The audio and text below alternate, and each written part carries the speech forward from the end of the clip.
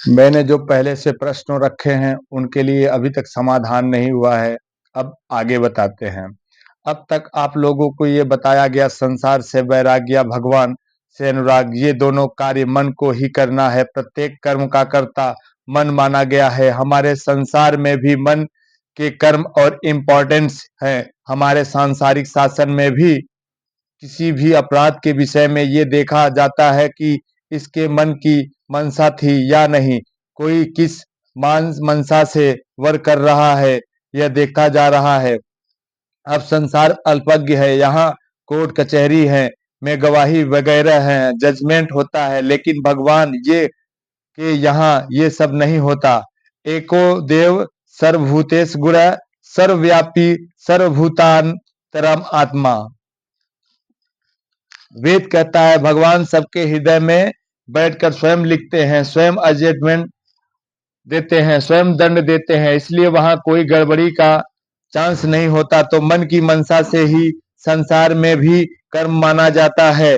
अन्यथा आप लोग ससुराल में कितनी गालियां खाते हैं, परिहास में आप हंसते रहते हैं, ढोल बजा बजा करके स्त्रियों की गाली देती हैं ससुराल में, और मैं और आप बड़े शौक से सुनते हैं, खाने के बाद भी 10 मिनट बैठे रहते हैं। होली पर देखिए, मूर्ख शिरोमणि की उपाधि के लिए आप कितना प्रयत्न करते हैं। 1 अप्रैल को देखो, एक दूसरे को बेवकूफ बनाते हैं। तो सर्वत्र हमारे संसार में भी मन की मंशा देखी जाती है।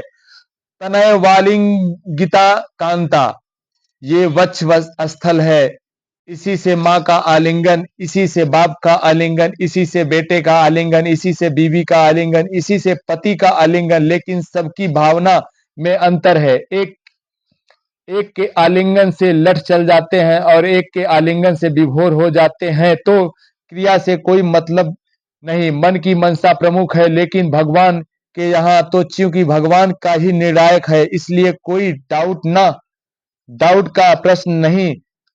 तो मन ही कर्म करता है, पाप कौन करता है? मन कौन करता है? मन वैराग कौन करता है? मन भगवान से अनुराग कौन करता है? मन। बस एक सिद्धांत रट लो। अब प्रश्न ये है कि वैराग को हो कि पहले अनुराग हो। एक मन में बेचारा परमात्मा जी, शास्त्र वेद आकर वेद कहते हैं भगवान से प्यार करो, और वही शास्त्र वेद और आत्मा महात्मा कहते हैं संसार से वैराग्य करो। हम कैसे करें? प्रैक्टिकल रूप से ये समझना है कि देखिए, अगर आपका मन न्यूट्रल होता, उदासीन होता, अर्थात न संसार में अटैचमेंट होता, न भगवान में अटैचमेंट होता, अगर ऐसा होता, कोई शास्त्र वेद संत हमसे कहता भगवान में आनंद है, लगा दो, तो हम 1 सेकेंड में लगा देते, क्योंकि हम तो स्वार्थी हैं। हमारा स्वार्थ जहां हल होगा वहीं मन का अटैचमेंट होगा। प्रैक्टिस नहीं करना पड़ेगा। स्वार्थ में भी अगर कहीं पर 1 पैसे का स्वार्थ सिद्ध हो रहा है, दूसरी जगह 2 पैसे का स्वार्थ सिद्ध हो रहा है, तो हम संसार में भी 2 पैसे वाला अपनाते हैं। ये यहाँ तो 1 पैसे का प्रॉफिट है, ये नहीं वो। और जहां एक जगह चप्पल जूता मिलता है, एक जगह परमानंद मिलता है, ऐसा प्रश्न हो, अरे तो वहां क्या प्रॉब्लम है? अनंत जन्म बीत गए, इतनी बड़ी प्रॉब्लम है? वो क्या प्रॉब्लम है? ये है कि हमारा मन संसार में अनादिकाल से लग चुका है, यानी हमारी बुद्धि का ये डिसीजन, ये निश्चय पक्का हो चुका है कि संसार में सुख है, हमको नहीं मिला। हमारा बाप खराब है, हमारी माँ खराब है, हमारा बेटा खराब है, हमारी बीवी खराब है, लेकिन संसार में आनंद है, लगे रहो। ये आदमी खराब है, ये अच्छा होगा, ये भी खराब निकला, ये अच्छा होगा, यही भी रिहर्सल कर रहे हो हम लोग अनादिकाल से अब तक, फिर भी पक्का नहीं हो सका कि यहाँ सब गड़बड़ है। नर्मदा के कंकड़ सब शंकर कूप में, यही यहाँ भांग घुली है, और कोई बुरी बात नहीं है। अरे भाई, जैसे हम भूखे हैं आनंद के, ऐसे भी सब हैं। जैसे हम अपने मतलब के लिए माँ बाप बेटा स्त्री पड़ोसी से प्लान बनाकर स्वार्थ सिद्ध करने के चक्कर में रहते हैं, ऐसे ही सब रहते हैं। समझो समझो रहो, तुम ही अकेले बुद्धिमान हो और नहीं है। क्यों भूल जाते हो तुम्हारे साथ कोई एक्टिंग कर रहा है और तुम समझते हो फैक्ट है, हम तुम्हारे लिए जान दे सकते हैं। देखो उसने कहा था कि हम जान दे सकते हैं। ऐ बेवकूफ बना रहा है। जितना अधिक भयानक शब्द कोई बोलता है समझ लो उतना ही बड़ा वो ठग है, धूर्त है। 420 है, उसका बहुत बड़ा स्वार्थ है। अगर स्वार्थ काम है तो हल्का शब्द बोलेगा, और स्वार्थ नहीं है तो नमस्ते ऐसे करता है, एक हाथ से भी होता है नमस्ते। आजकल चले जा रहे हैं नमस्ते, क्योंकि वहां स्वार्थ नहीं है। तो हम स्वयं को बुद्धिमान मानते हैं और बेवकूफ मानते हैं। हमने उसको बेवकूफ बनाया, खूब दावत किया, खूब स्वागत सत्कार किया, वो बेवकूफ बन गया। अरे वो भी समझता है। तो संसार में हमारे मन को अटैचमेंट प्रगाढ़ हो चुका है। हम उदासीन नहीं है, मन से ये प्रॉब्लम है। बड़े बड़े संत आए, जगत गुरुओं के बाप आए, भगवान आए और सब चले गए। वैरंग हम अपनी जगह डटे हैं। संसार में सुख है, अरे हम वेद हैं, अरे हम शास्त्र हैं। हाँ हाँ ठीक है, ठीक है। हाँ, अरे हम वेद व्यास भगवान के अवतार बोल रहे हैं। अरे ठीक है, आप बोल रहे होंगे, हमारा भी तो कोई निश्चय है। हम बीए हैं, एमए हैं, एचपी हैं, डीआई हैं, आईएस हैं, एसएस हैं। ओह यह अपनी बुद्धि का अहंकार लेकर हम लोग संसार में मन को हटा न सके, इसलिए भगवान में लगाने का प्रश्न ही नहीं, क्योंकि एक ही मन तो है। मन है तो संसार में सुख नहीं है। तो ये बात समझकर सुनकर रट कर नहीं, बुद्धि में बैठा कर, ये जो मिलता है सुख ये क्या है? ये हमारा ही माना हुआ सुख है, हमारा माना हुआ है। हमने माना है हमारा यह स्वार्थ सिद्ध होगा, इसलिए मन का प्यार होगा। जिस क्षण यह ज्ञान हो जाए यहाँ स्वार्थ सिद्ध नहीं होगा। वैराग्य एक दिन में 10 बार माँ बाप बेटा स्त्री पति और प्यार होता है, और वैराग्य होता है डेली। आपकी बुद्धि इतनी कमजोर है कि आपकी रीडिंग ठीक ठीक डिसीजन नहीं ले पाती। हमने जरा सी कोई बात कही, माँ ने मान लिया, बाप ने मान लिया, बेटे ने मान लिया। आहा यहाँ, हाँ क्या बाप बीवी मिलती है, क्या बेटा मिला है, क्या बाप मिला है? और 10 मिनट बाद माँ ने दूसरी आज्ञा दी, दूसरी डिमांड की, और वो बैठा रहा, डाउन हो गया टेम्परेचर। वो प्यार वाला तीसरी बार बिल्कुल नहीं माना। उसने हमारी बात चौथी बार, उसने जब जबान से उल्टा जवाब दे दिया, बस लड़ाई हो गई। स्त्री पति बाप बेटे सब जगह, यानी स्वार्थ सिद्ध की लिमिट के अनुसार वो प्यार का टेम्परेचर अप डाउन होता रहता है। दिन में 10 बार, तो फिर उस वस्तु को सुख सुख कितना है? अगर होता है तो सदा एक सा मिलता है। देखो चीनी मीठी होती है ना, हाँ तो दिन भर में चाहे जय बार चीनी खाओ तो मीठी लगनी चाहिए, लगती है। तो अगर किसी व्यक्ति में सुख है तो सदा मिलना चाहिए उससे। न भूख लगती है तो न खाना अच्छा लगता है। पेट भर गया तो उल्टी हो जाएगी। अरे रसगुल्ला है, अरे क्या रसगुल्ला रसगुल्ला करते हैं आप? जगह नहीं, प्यास लगी है, पानी अच्छा लग रहा है, कामी है, स्त्री पति अच्छा लग रहा है, लोभी है, धन अच्छा लग रहा है। जब तक बस तब तक, जैसे ही वो कम हुई उसकी इच्छा, वैसे ही प्यार कम और इच्छा खत्म, प्यार खत्म, अबाउट टर्न।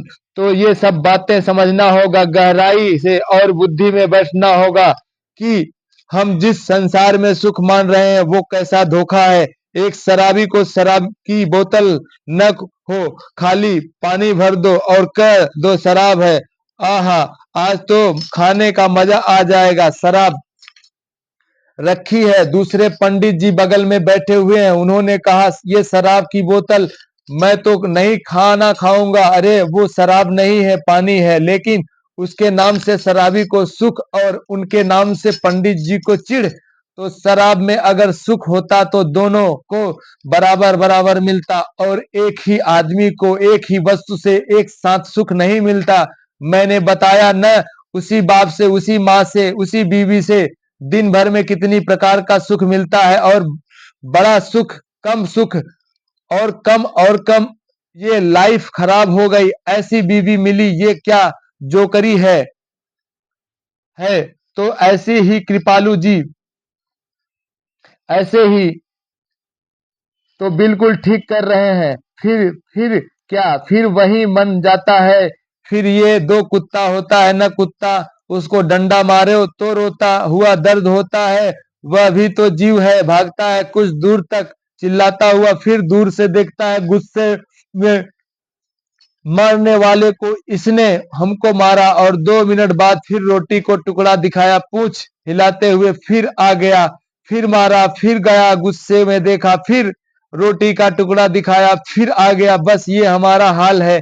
एक सेकंड में इतना बड़ा परिवर्तन की दुश्मनी की भावना, अगले सेकंड में फिर अटैचमेंट। तो इसका एक तो रीजन ये है कि हमने गंभीरता से कभी विचार नहीं किया। सबकी देखा देखी ये भी तो भगा रहे हैं, ये भी भाग रहे हैं, संसार में सुख मांग रहे हैं। ये सब क्या बेवकूफी है। तुलसी, सूर, मीरा, कबीर, दास, 20 संत कहते हैं उनकी बात मान ले, और ये करोड़ों लोग जो कह रहे हैं ये बेवकूफ है। नहीं नहीं, ऐसा नहीं, संसार में सुख है, चलो भागो।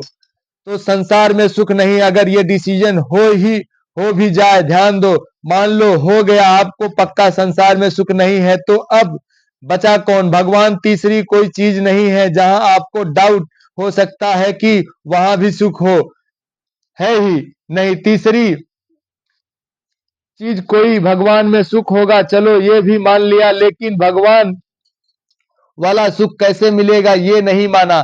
ध्यान दो, हमारे देश में ही करोड़ों लोग ऐसे हैं जिनको नहीं मालूम कि वो भगवान वाला आनंद कैसे मिलेगा। यानी वो मन से उपासना करना नहीं जानते, तन से इंद्रियों से उपासना करते हैं। जज साहब 1 घंटा पूजा में बैठते हैं, कलेक्टर साहब 2 घंटा बैठते हैं, क्या करते हैं? 2 घंटा 1 घंटा मूर्तियों की पूजा करते हैं, किताब पढ़ते हैं, जप करते हैं। इससे क्या होगा? इससे क्या होगा? हमारे पंडित जी ने कहा ऐसे किए जाओ तो मरने के बाद भगवान मिलेंगे। मरने के बाद कोई नई चीज मिलती है? मरने के लिए पहले जो आपको मिलती रहती है चीज, वही मरने के बाद मिल जाती है, बस 0.1% अधिक नहीं मिलेगी।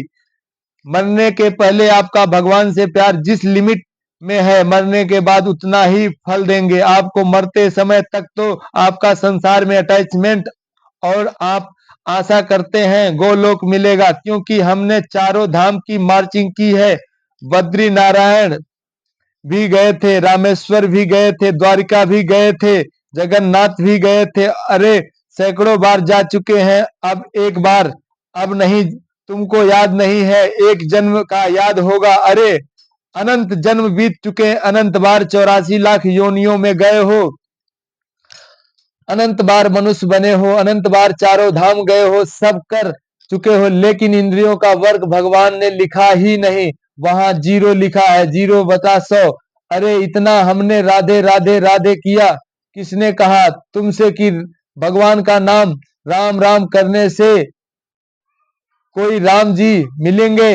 अरे वेद शास्त्र पुराण सब तो कह रहे हैं, मिलहि न रघुपति बिन अनुरागा, किए जोग जप ज्ञान विरागा।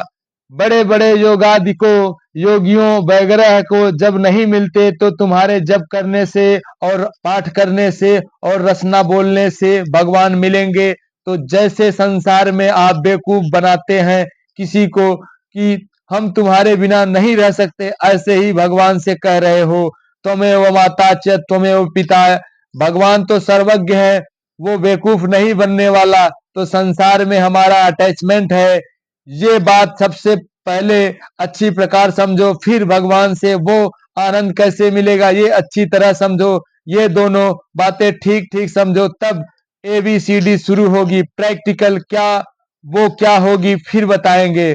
जय श्री राम, जय जय श्री राम, श्री शिवाय नमस्तुभ्यम।